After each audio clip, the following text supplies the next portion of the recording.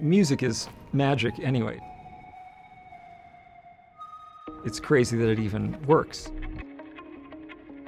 that we can hear these sounds, you know? So I just try to manipulate things in whatever way I can to just make it sound exciting. I just want the listener to feel something when they're listening to the song. That's what it's all about.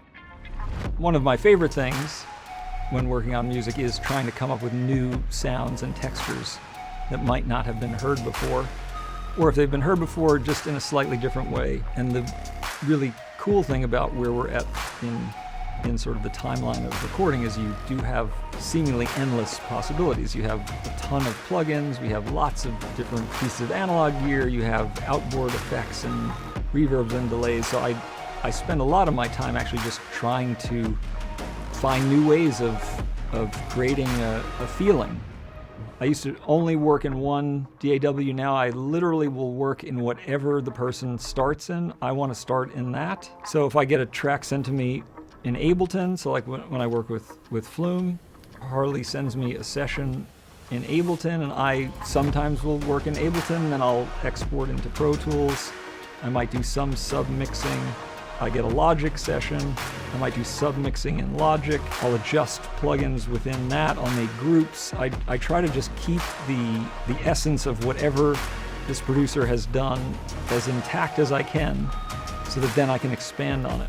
Because I think everybody has their own sort of sound, and everyone's hearing things, and these are people with very, finely tuned senses and finely tuned aesthetic ideals. So I want to make sure that I'm not losing any of the sort of essence of what makes something great from the start. I have been very lucky to work with some incredible female pop singers like Emma Louise and Dua Lipa, Julia Stone, Kylie Minogue, Demi Lovato, great singer, Sabrina Carpenter, another great singer. And there is something about the timbre of the female voice, especially on electronic tracks, that I love. A lot of the great Flume tracks, a lot of the great Odessa tracks that we've done, it sort of cuts through the density of the track. And I love sort of that soaring vocal on top of like a heavy, dense electronic track is, I think, just a very exciting thing because you have the whole frequency spectrum is represented. Yeah, there is a real magic to that, and it's those are fun to work on.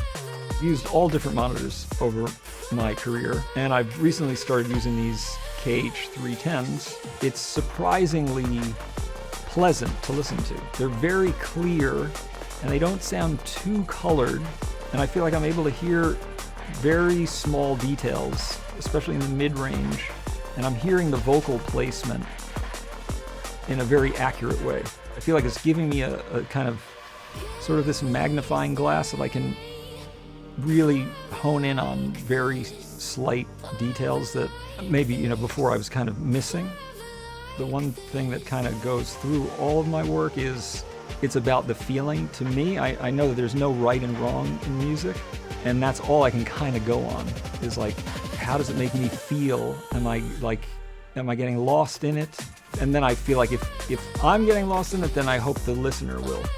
So I don't really, some of it it's almost beyond comprehension, really. Like I love that point in a mix where I kind of don't even know what I've done. I just know that it sounds great to me. So that's kind of when I know that it's finished. Don't forget to like and subscribe to see more videos just like this.